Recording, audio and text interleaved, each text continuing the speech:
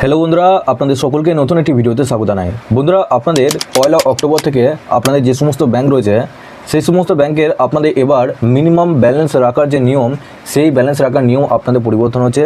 ঠিক ওই একই রকমইভাবে পাঞ্জাব ন্যাশনাল ব্যাংকের এবার আপনাদের মিনিমাম ব্যালেন্স চার্জ কাটার একটা নিয়ম আপনাদের শুরু করেছে। যে ব্যালেন্সটা আপনারা যদি না রাখেন সেক্ষেত্রে আপনারা প্রত্যেক 3 মাস অন্তর আপনাদের একটি চার্জ দিতে হবে। তো কি নতুন আপডেট এসেছে, কোন কোন ব্যাংকে এসেছে এবং যারা এখনো পর্যন্ত জানে না যে কত টাকা করে চার্জ দিতে হচ্ছে আপনাদের এবং কত টাকা আপনাদের ব্যাংকে রাখতে হবে, তাদের জন্য আপনাদেরকে অবশ্যই এই ভিডিওটা দেখতে হবে। আগে আপনারা অবশ্যই চ্যানেলে নতুন হলে চ্যানেলটিকে অবশ্যই সাবস্ক্রাইব করে বেল নোটিফিকেশনটি অল করে রাখবেন এই ধরনের নতুন কিছু আপডেট সবার আগে পাওয়ার জন্য। আর যারা আগে থেকে সাবস্ক্রাইব করে গেছেন তাদেরকে অসংখ্য ধন্যবাদ। তো চলুন বন্ধুরা, ভিডিওটি শুরু করা যাক। আপনাদের পাঞ্জাব ন্যাশনাল ব্যাংকে যে সমস্ত অ্যাকাউন্ট আছে সেই সমস্ত গ্রাহকদের জন্য এবার কিন্তু আপনাদের ব্যালেন্স চার্জ কাটতে পারে।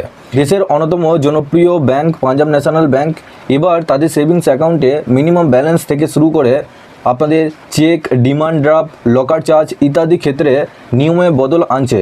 নতুন যে সকল নিয়ম জারি করা হবে তার আগামী 1 অক্টোবর থেকে লাগু হবে।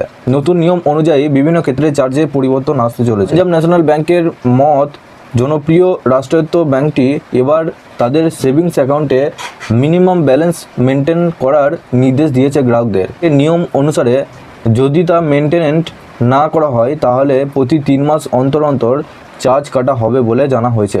এক্ষেত্রে যে মিনিমাম ব্যালেন্স থাকা দরকার তার গড় হিসাবে রাখতে হবে গ্রাহকদের। নতুন নিয়ম অনুযায়ী গ্রামীণ এলাকায় থাকা পাঞ্জাব ন্যাশনাল ব্যাংকের শাখায় যাদের অ্যাকাউন্ট রয়েছে তারা যদি মিনিমাম ব্যালেন্স মেনটেন না করেন তাহলে 500 টাকা করে চার্জ করা হবে।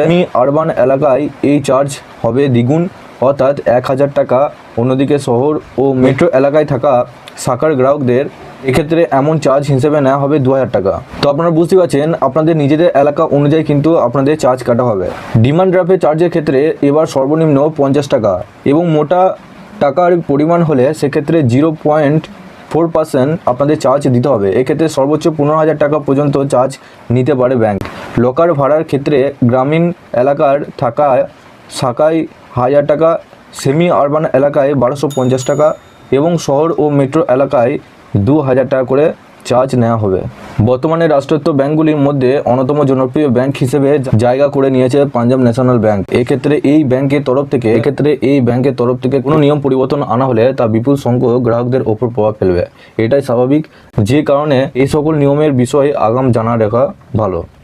তো বন্ধুরা, আপনাদেরকে সমস্ত ডিটেলসে জানাতে পেরেছি আপনাদের পাঞ্জাব ন্যাশনাল ব্যাংকের যে চার্জগুলো কাটা হবে শহর এলাকার এবং আপনাদের নিজস্ব এলাকা, গ্রামীণ এলাকা যে সমস্ত এলাকাগুলো রয়েছে সেই সমস্ত এলাকা অনুযায়ী আপনাদের কিন্তু চার্জ কাটা হবে। এর ভিত্তিতে চার্জ কাটা হবে সেটাও কিন্তু আপনাদের পরিষ্কারভাবে জানিয়ে দিলাম। আমাদের আরও নতুন আপডেট এলে আপনারা এই চ্যানেলের মাধ্যমে অবশ্যই জানতে পারবেন।